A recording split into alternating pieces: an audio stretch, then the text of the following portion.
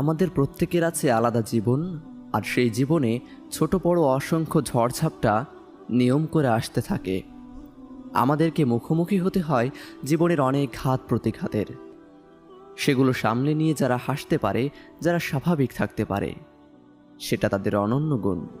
তবে সবাইকে যে সেই অনন্য গুণের অধিকারী হতে হবে এমনটা নয়।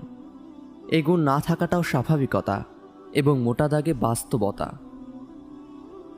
যদি তারা আমাদের সাথে হাসি মুখে কথা না বলে, যদি তারা দেখা হলে কুশলাদি জিজ্ঞেস না করে, যদি তারা আমাদের মেসেজ সিন করে রিপ্লাই না দেয়, আমরা ধরে নেব হয়তো জীবনের কোনো একটা পর্যায়ে তারা কঠিন কিছু সময় পার করছে।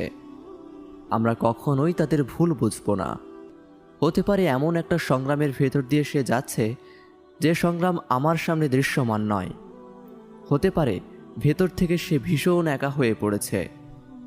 হতে পারে দুনিয়াটা তার কাছে বিষাদ আর বিরক্তিকর লাগছে। তার হয়তো এক টুকরো অবসর দরকার, একটু সময় একেবারে নিজের মতো করে। তার প্রতি এই সুধারণা রেখে আমরা পরিচয় দেব আমাদের ইহসানের।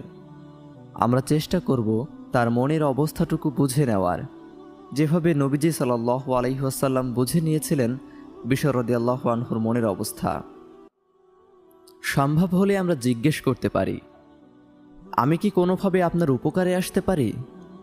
অথবা যদি মনে করেন যে আমাকে বললে আপনার দুঃখবোধ কিছুটা লাঘব হবে, তাহলে যে কোনো সময় আমাকে ফোন দিতে পারেন। আপনার জন্য সবসময় আমার সময় থাকবে। অনেক সময় পরিস্থিতি এত বিরূপ আর বিপর্যস্ত অবস্থায় থাকে যে এতটুকু আলাপচারিতা চালিয়ে যাওয়াও দুষ্কর হয়ে পড়ে। কথা বলে যদি সান্ত্বনা না দেওয়া যায়, একটা কাজ কিন্তু আমরা তাদের জন্য ঠিক করতে পারি। সেটা হলো দোয়া। আমাদের একান্ত নিভৃতের দোয়াগুলোতেই আমরা স্মরণ করতে পারি তাদেরকে। আমরা আল্লাহকে বলতে পারি, ইয়া রব, হয়তোবা তার মন ভালো নেই, আপনি তার অশান্ত মনকে শান্ত করে দিন, পরিস্থিতিকে তার অনুকূলে এনে দিন।